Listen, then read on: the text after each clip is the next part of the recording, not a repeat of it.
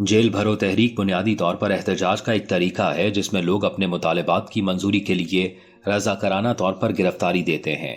इसका मकसद ये होता है कि इतनी बड़ी तादाद में लोग जेलों में जमा हो जाए कि रियासत के लिए उनका इंतजाम संभालना मुश्किल हो जाए।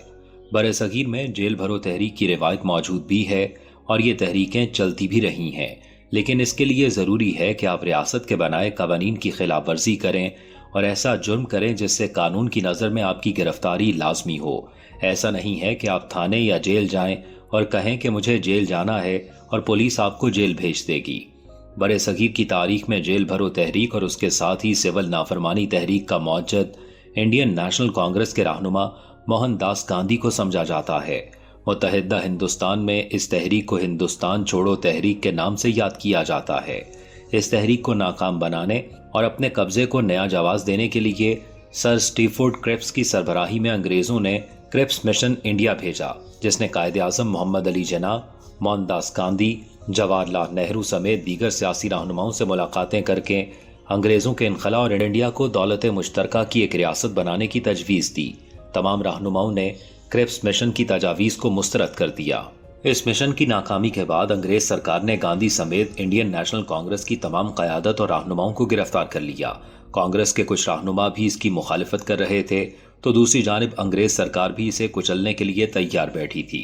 इस तहरीक में 60,000 से ज़ायद अफराद गिरफ्तार हुए, जिनमें से अक्सरियत बगैर किसी मुकदमे के तकसीम हिंद तक कैद रही। यूं ये तहरीक फौरी तौर पर अपने मकासद हासिल करने में नाकाम हो गई।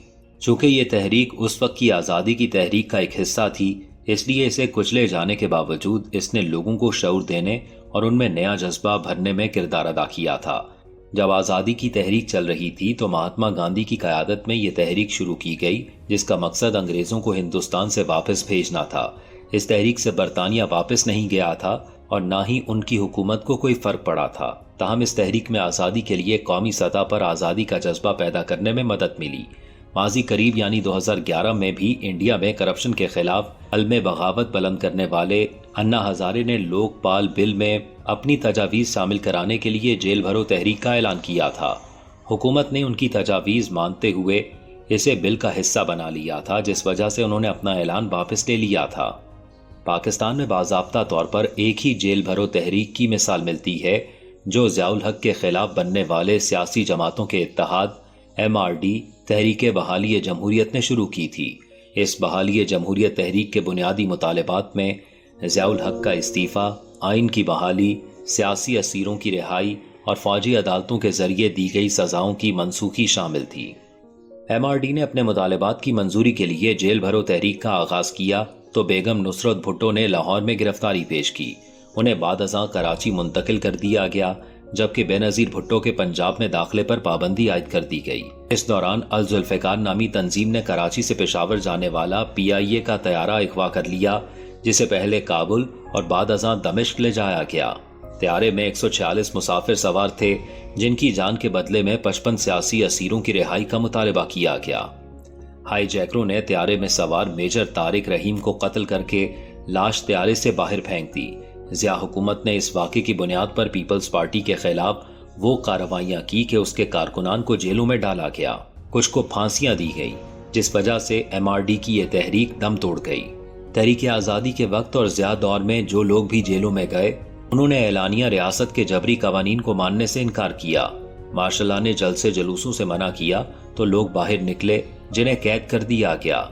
गांधी और उनके पैरोकारों ने अंग्रेज के जाबिराना कवानीन को मानने से इनकार किया, इस वजह से उनको जेलों में बंद किया गया।